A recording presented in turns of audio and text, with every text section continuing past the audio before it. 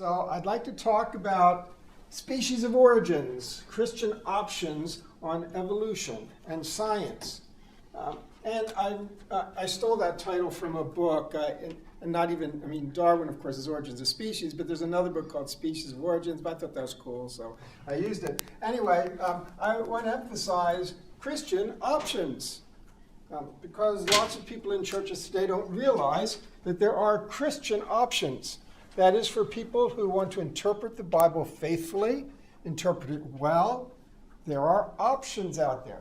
Now, there have always been options to some extent for a long time, but only recently, I guess, I feel like it's really become a rising issue and gets a lot more discussion. So I want to talk about it in relationship to several of the organizations that represent different perspectives. And so I'll just briefly introduce those organizations, but I really want to talk about their perspectives.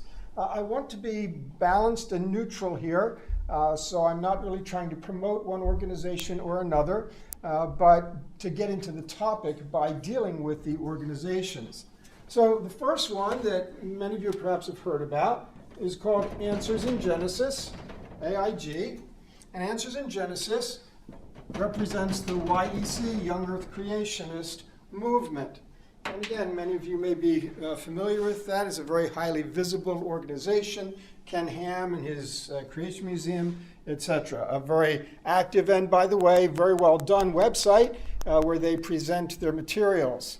The Answers in Genesis group really stakes their claim on the idea that they want to read the Bible literally. They want to read it very carefully. They don't want to fool around with it at all. And if science, as the world sees science, doesn't match up to what they believe the Bible says, then they're going to stick with the Bible. That's an admirable stance to take. And they're very committed to handling the Bible faithfully. And I commend them for that. I grew up in a young earth context, and even though Answers in Genesis was not around yet back in those days, that's kind of the context I grew up in. I know it well. And I know the heartbeat that drives it, and they're concerned to read the Bible very well. Now, what they do in the process is that they are attempting to try to bring science and the Bible to compatibility, but again, if something in science doesn't seem to fit in very well, they are very happy to kind of create their own science by what they believe the Bible dictates. And so again, a very firm rooting in the Bible. When they deal with science, they accept some of the things that science says if they don't feel that it is contradictory to the biblical text. Other parts they reject. And for things like evolution, which they reject wholeheartedly, they kind of, cherry pick sort of some of the details and say, no, you wouldn't have to see it that way, and you wouldn't have to see it that way, or this piece of evidence could go this way. And so they kind of peck away at the scientific establishment. And again, all of it driven by the idea that the Bible gives us the answers that we need to have. And that's why they call it Answers in Genesis. Again, they take a young earth position, and that can range anywhere from 6,000 to 10,000 years. If you go with the Creation Museum, it's more like 6,000 years. So they have the flood about 2350 and things like that, which poses problems, but they try to cope with them. Again, they feel driven to do so because the biblical text is their standard. They are anti-evolution, and anti-evolution for a number of reasons. First of all, by the time needed for the evolutionary process. They don't see that the Earth has that kind of time in its history. And also because they believe that the account in Genesis 2 really precludes any long evolutionary process with processes or predecessors within the primate or earlier stages. So that's the Answers in Genesis and their young earth position. Next one I want to talk about is RTB, Reasons to Believe, and that's Old Earth Creationism. Hugh Ross's organization. I understand he was on campus a month ago or so. And Deb Harzma was here from Biologos. And they end up on platforms a lot these days together as leaders of their respective organizations. Reasons to Believe is an old earth position. That is, they accept that the earth is the age that science generally says that it is, the earth and the universe. So 13.8 billion for the universe and 4.5 or something for the earth. So they accept those long periods of time, but they do not have evolution in their picture. Okay, so that's how they are different on two counts from Answers in Genesis. They take the Bible very seriously. Of course, Hugh Ross is the founder and president. His training is in astrophysics, and so he brings that perspective to the biblical text. And so in Reasons to Believe, they think there's plenty of time for the earth and really for evolution in other places, but not humans. And so they have a direct creation of Adam. And so that's the Reasons to Believe organization. Then, of course, there's the Discovery Institute. Okay, and that's design is their big thing, intelligent design. They typically are not evolutionary in their perspective. They don't really have too much of an interaction with the age of the earth. But their big thing is that the evolutionary models are flawed because there's no room in the evolutionary models for design. And they believe there are evidences for design that undermine the evolutionary models. And so that's how they're coming at it. They're not trying to present the whole view of the Bible.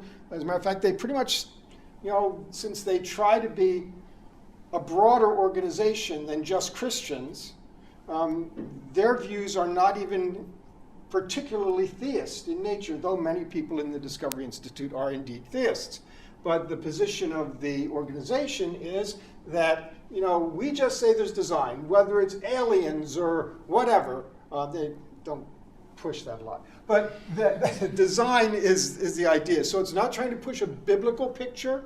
It's not trying to give biblical answers. It's not trying to interpret the Bible. It's trying to show that evolutionary models are flawed because there are things that cannot be explained by those models. Okay. Then, of course, we have Biologos. Biologos is an organization that focuses on what they call evolutionary creation.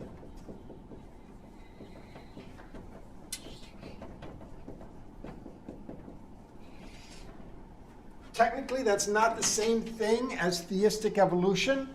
The terms are sometimes used interchangeably, but they're not technically the same. Theistic evolution, first of all, it makes the adjective connected to God and the noun connected to evolution, theistic evolution. Evolutionary creation turns it around. The adjective is evolutionary and the noun is creation. That's a semantics issue. But more importantly, theistic evolution leaves a lot of room for deism. Not that every theistic evolutionist is deistic, but generally as a whole, that movement moved more and more in that direction. Evolutionary creation more features the idea that God is hands-on all the time. And so evolutionary creation is framed that way. This organization was founded by Francis Collins. There are brochures that you have that they sent and provided in the back. If you didn't pick these up, it tells a little bit about them. All of these organizations have websites, and their websites are very well done and present a lot of information for you to get at, whether it's science or whether it's theology or biblical text or the modern issues and discussions. Plenty of information. We really no longer have any excuse that we don't know where to get the information to assess it. In fact, we're overwhelmed. And the challenge that most of these websites have is how to make the thousands and thousands of pieces of documents that they have on their website accessible to somebody who wants to come in and figure out where to go, where do I go to get started. And so that's what they're webmasters are working on those kinds of things. So Biologos is an organization that fully embraces the authority of Scripture, and they try to read Scripture faithfully, seriously, and so on that regard, they are very biblical and concerned about the theological issues, but they all believe that there's nothing in the Bible or theology that rules out an evolutionary model. And so they're made up of people who, for the most part, are willing to accept an evolutionary model and yet find that fully within the framework of what Bible and theology are all about. The last organization I'd like to talk about is the ASA. That's the American Scientific Affiliation. Again, they have a vast website. This is an organization mostly of scientists who are interested in issues of faith. So a large number of the people connected with ASA are from the science side, but they have some people from the Bible theology side, but mostly it's for people in sciences. The STEM disciplines, broadly speaking. Unlike the other organizations, ASA does not have a position. Okay, so you'll find YEC people, OEC people, design people, and evolutionary creation people all in ASA, all rubbing shoulders together and listening to papers. There are papers presented at their annual conferences, papers presented from each of these different kinds of perspectives. So ASA is a melting pot, and it's just people interested in exploring the issues of science and faith.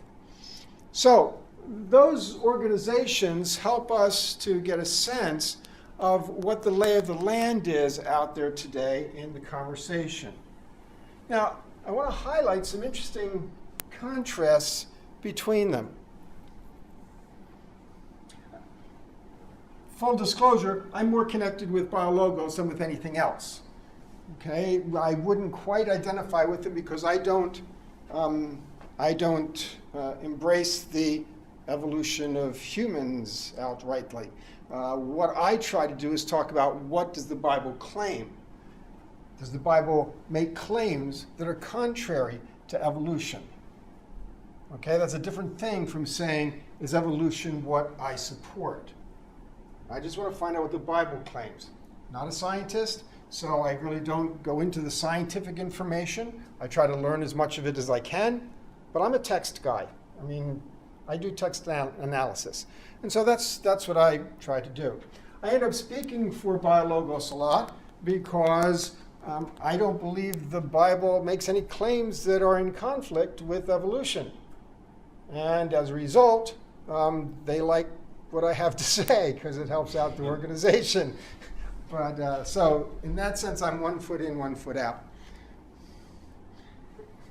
It's important to recognize that when we talk about creation, the main thing we're talking about is agency. God is an agent. He's the one carrying it out. Creation focuses on agency. Evolution, in contrast, focuses on mechanism. The mechanism by which everything developed. Okay, now, science, of course, is very interested in the mechanism. But science can't say a whole lot of anything about agency. And the Bible is very interested in agency. And we all should be, as Christians, interested in agency. We affirm creation, God as the agent. But the Bible doesn't say a whole lot about mechanism. Now, there's the most controversial statement in that set. Because when you ask different people from these groups, they'll have different things to say about whether the Bible has anything to say about mechanism. But all of these groups agree about God as the agent in creation, with the possible exception of some in the Discovery Institute, because, of course, they're not committed religiously. Some of their people are, but as an organization, they're not. I hope I'm representing them well. If some of you feel I'm not, that can come out in the Q&A. I'm trying to be as fair as I can. Now, what's interesting is how each of these groups handles the Bible. They all want to handle the Bible, and they all try to do so faithfully. But they have different ways of handling the Bible. Okay? So, Answers in Genesis, with their position, really stake their claim on what they call a literal reading. The problem with that claim is the difficulty that they're reading it in English. It's not an English text. It's a Hebrew text. And reading it in English only means you're reading someone's interpretation literally, not that you're reading the text literally. And if you try to take them back into the Hebrew text, they don't want to go there. In fact, they'll say that you're being elitist and things of that sort. So their reading of the biblical text is based on their idea of what literal reading would be in an English Bible context. And if you try to take them back into the ancient world to say, what did it mean back then? They would feel like that was an irrelevant piece of information. Reasons to believe. Okay, on Answers in Genesis, they attempt then to build a science out of the text. Because they believe that's what the text is able to do. The text is able to answer our questions, scientific and otherwise. And so they want to build a science out of the text.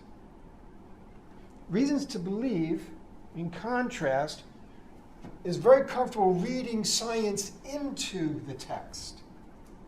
This is the approach that we call concordism.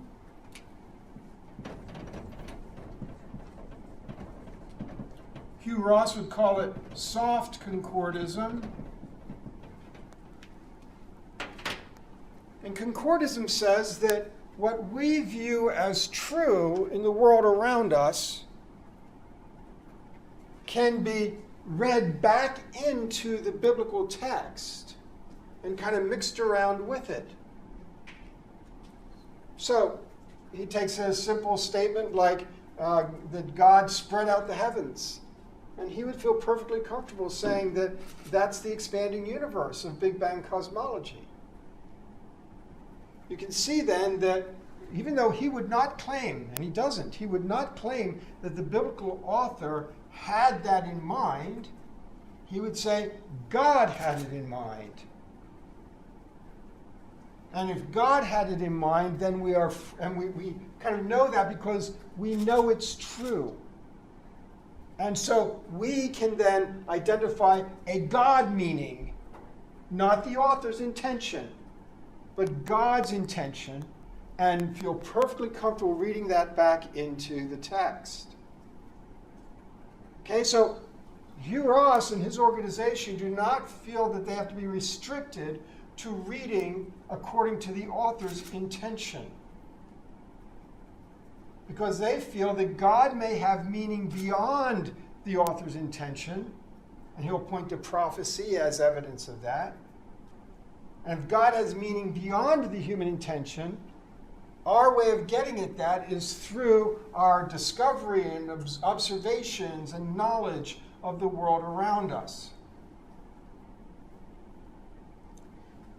So you can see there's a difference then between Answers in Genesis, which is reading science out of the text, and RTB, which is reading science into the text. Okay? Now, Biologos is interested in reading the text as the author intended it. And again, that's the part of Biologos that I'm most involved in as I go around and speak about what is Genesis doing. And so I will often speak about the ancient Near Eastern backgrounds, the ancient context, what a Hebrew speaker would have meant by those words. And basically, I would claim that's what we've got. We've got what is there in the author's intention. If I were to be asked, well, could God have an intention that's larger than that? That's beyond what the human author thought? Absolutely, he could. But the problem, how would we get to it? Hugh Ross believes we can get to it through science. And by the way, I'm not trying to badmouth Hugh. He's a good friend and a Christian brother, and I'm glad for the ministry he's doing. But we have a difference of opinion on hermeneutics here. Okay? If there's a meaning beyond what God intended, beyond what the author intended, my question is, how do we get to it? We can't use prophecy as the example, because in prophecy we get to that additional meaning because an inspired author tells us. We've got an author with authority who tells us this additional meaning. I'm fine with that. But I'm not fine with general revelation being thrown back into special revelation of the Bible and giving us new meaning. I mean, after all, before the 1920s or so, when Big Bang cosmology was developed, people pretty much believed in a steady-state universe. And they could easily have found Bible verses to substantiate a steady-state universe. They did. It sounded great to them. Okay? Then Big Bang cosmology comes along, and steady-state is wiped off the boards, and now you can turn around and say Big Bang cosmology is supported by Scripture. What's next? What scientific development is next? So just clear the decks and say, now this one. See, we can't claim that it's God's intention based on our scientific interpretations, because scientific interpretations change. So that's the problem that I have with the hermeneutics of this group. Now again, they do a great ministry. They focus on apologetics, and they resolve lots of people's issues. And so I have I hold them in great esteem. But we have this hermeneutical conflict. At Biologos, the idea is we've got what the author has. The author has meanings of the Hebrew words. The author has an ancient Near Eastern environment in which they operate, and that's the meaning of the text. I use the illustration of a river. I call it the cultural river. In our modern cultural river, we've got all kinds of things that we recognize well. You know, rights and freedom and liberty, the consumerism, tolerance, empiricism. We've got all kinds of things that are part of our cultural river. And even if we didn't like them, we'd have trouble operating independently of them. Maybe you've had the moment when you thought, I'm being too consumerist, and tried to stop. You know, good luck with that. It's our cultural river. And we, in globalism, over the last how many decades, the movements in globalism, of course, an American cultural river is kind of flooding its banks into other cultures, and sometimes they pick and choose, and sometimes they give it a different shape, but we find that the American cultural river is having influence, mostly through TV, and other cultures are adopting parts of our cultural river. So we have this cultural river that we're in, and sometimes we're just floating on its currents, and sometimes we try to pull out of the currents into the shallows and watch it go by, and occasionally we try to swim furiously upstream, and sometimes to no success. It's our cultural river. It's how we think, it's who we are. In the ancient world, there was also a cultural river. And it was nothing like ours. None of the things that I named were part of that ancient cultural river. And the things that were part of that cultural river are not part of ours. And the point I try to make is that the Bible addresses its cultural river. Sometimes it's trying to get the Israelites to get out of the current. Sometimes it's getting them to swim upstream. But it's always in that cultural river. Some of you have heard me use the line, the Bible is written for us, but it's not written to us. And that's just another way of saying the Bible is written to people, through authors, to audiences in that cultural river. Now, it's for us So it addresses how we can respond to our cultural river, but it does not take on our cultural river. The Bible can transform us, and that will help us to think in better ways, perhaps, about different aspects of our cultural river. But it doesn't address our cultural river. All of the sciences are our cultural river, and none of them are in their cultural river. The Bible then does not address the sciences. As a matter of fact, in the ancient Near East, they didn't even have the distinction that we have between natural and supernatural. They didn't think in terms of, they thought of God as agent. God's agency covered everything, even things that we say are natural, cause and effect, natural laws. God's agency covered everything. And they weren't really much interested in mechanism. And they don't have the categories natural and supernatural, because natural assumes that God is not doing it. Supernatural is the stuff God is doing. Natural, the stuff he's not doing? There was no such category in the ancient world.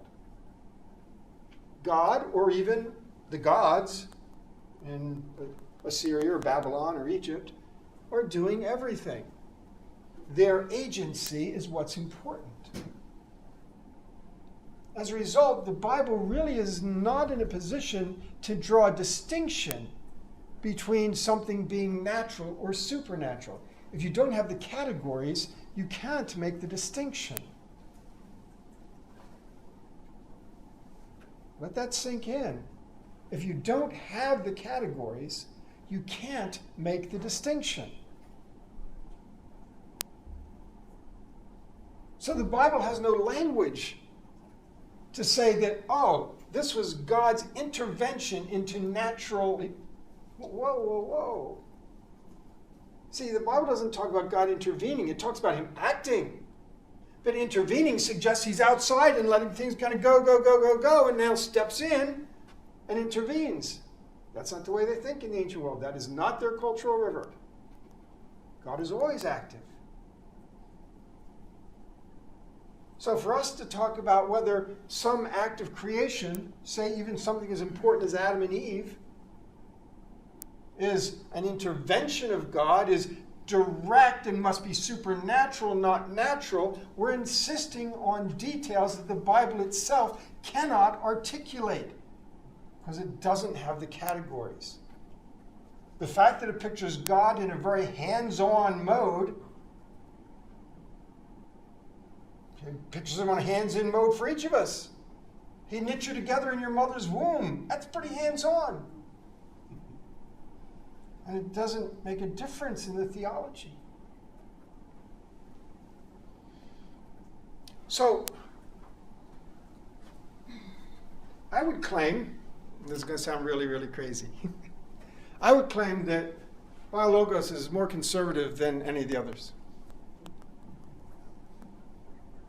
It's more conservative because it's not interested in just reading English and what looks literal in English. It wants to get behind and read the Hebrew text and the author's intention. It's not interested in reading in modern science into the text. They want to read the text as an ancient document. In the Discovery Institute, they don't even want to be called Christian. They don't even want to bring God into the picture, even though, again, individually they, okay? But as an organization, they don't. Well, Biologos has Christian screaming from every page of its website. Many people would look at these in light of the evolution thing and say, well, since they believe in evolution, they're the most liberal. Look at the hermeneutics. Look at how we handle the Bible. That's the distinctive here. Because after all, if the Bible doesn't make any claims about mechanism and only makes a very clear, ringing claim about agency, then mechanism's just a technical conversation.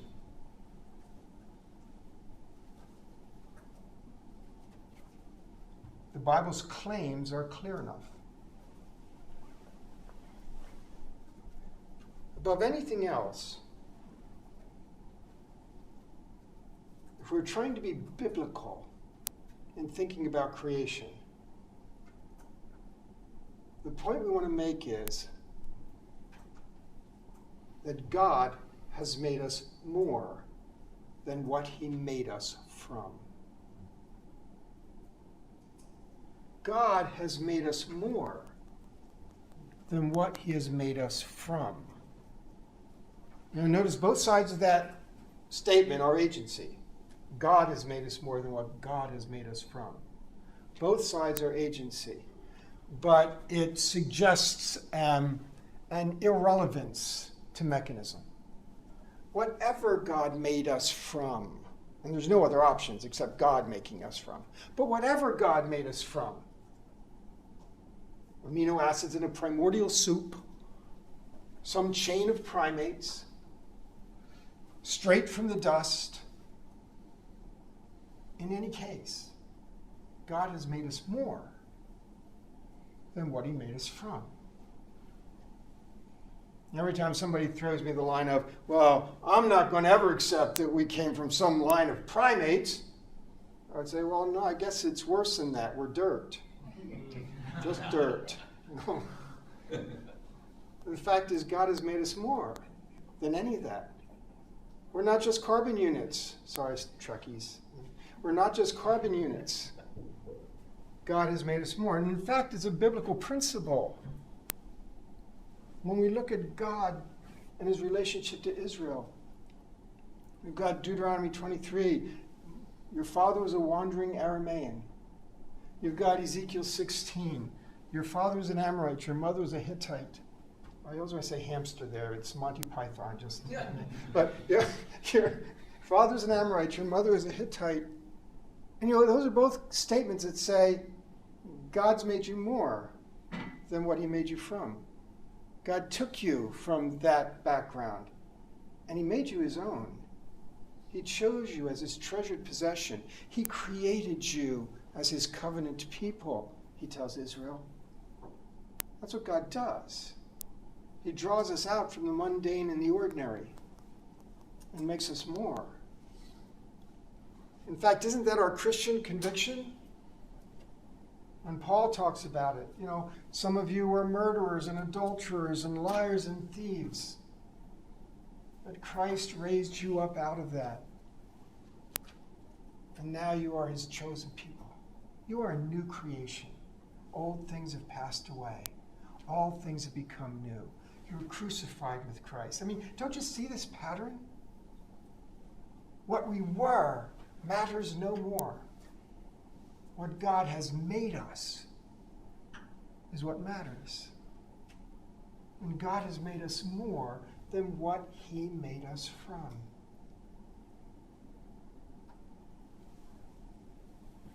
And so it's difficult with all of the static in this conversation. It's very difficult to see through to the issues. That it's really not about what kind of mechanism. Mechanisms are not of very much significance. We want to read the Bible carefully.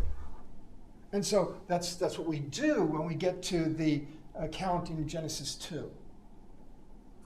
So in Genesis 2, I would suggest the dust and forming from dust is not presented as a mechanism for biological material origins. We've read it that way, especially when we're trying to build a science out of the Bible. But I propose in my writings, and we can't go into it very deeply here, but I propose that Adam's forming is archetypal. Now, I have to explain that a little bit. Okay. I was looking at a website a couple months ago, and somebody was interviewing second graders.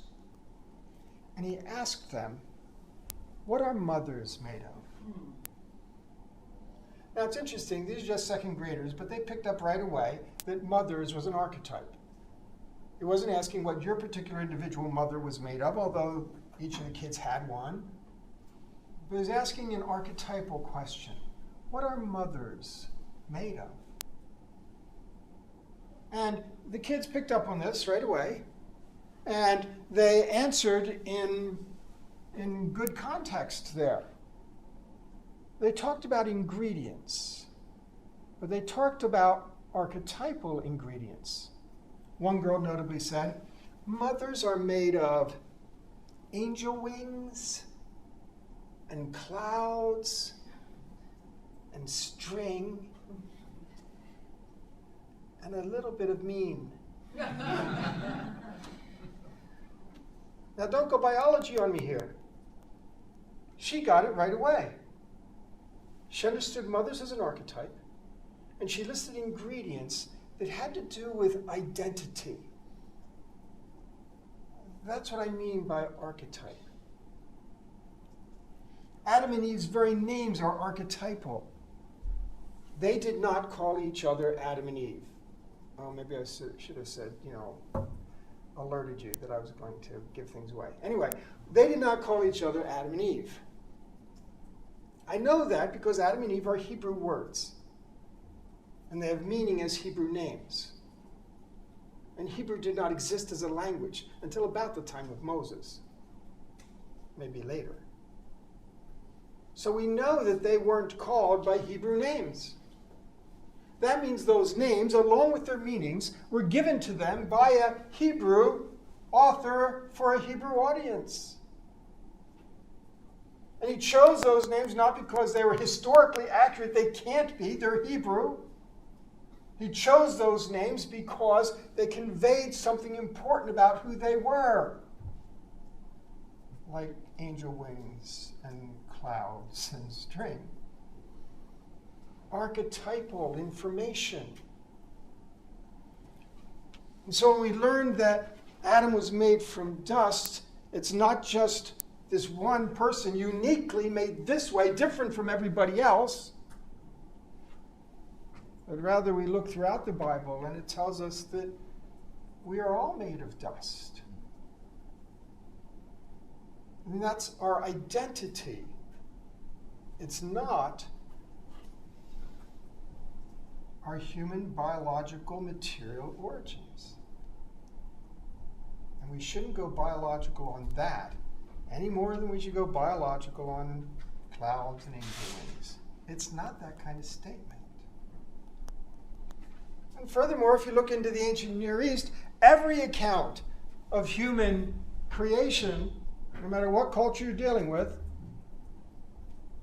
offers archetypal ingredients. That's just how they thought in the ancient world. They weren't thinking biology. That's not their cultural river. That's our cultural river. They certainly weren't addressing evolution. That's not in their cultural river. They weren't even trying to address direct or indirect, natural or supernatural. It's not their cultural river. And we keep wanting to deal with the biblical text as if it's in our cultural river. And that is a hermeneutical problem.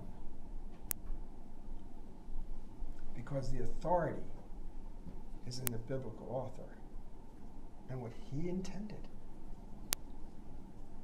The words, the ideas, the concepts all flow out of his intention because God chose to work that way. God's intention is represented in the author's intention. So, we've got this world of conversation. I think we could make great progress if we would begin just by recognizing that we are all brothers and sisters in Christ. That these are indeed options. That people, whether here or here or here or here, are all interpreting the text faithfully according to what they believe is an appropriate hermeneutic. We can have our conversations about hermeneutics, and they have a place. They're significant. But in the end, there's no reason to say, sorry, only we, whichever group you're in, only we are the true Christians.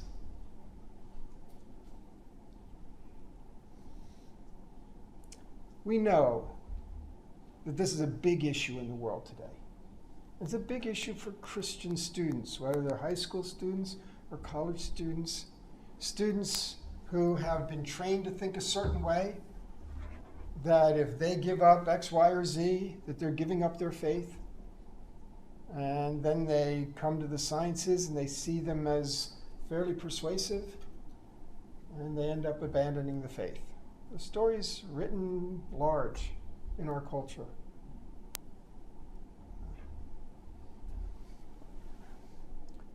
And we have to be concerned about that. We have to be concerned about ministering to people in our churches who are in the STEM disciplines, because they want to live a vibrant Christianity and being part of a Christian community. And if you get a biology teacher who wanders into a church and somebody greets them heartily and asks what they do, sometimes they say, I'm a teacher. Is this the cake over here? I'm a teacher. Well, what do you teach? Biology. Oh, what do you think about evolution? And there you are, doomed in the greeter line before you even get into your seat. We don't do a good job of ministering to science people in our churches. We don't do a good job of training our youth. So we have to start thinking clearly about how to work through all of this. And like I said, I think the start is to recognize that we are committed to divine agency. And we are committed to handling the Bible faithfully. And we recognize that different people may do that in different ways. And we're all pilgrims on the journey.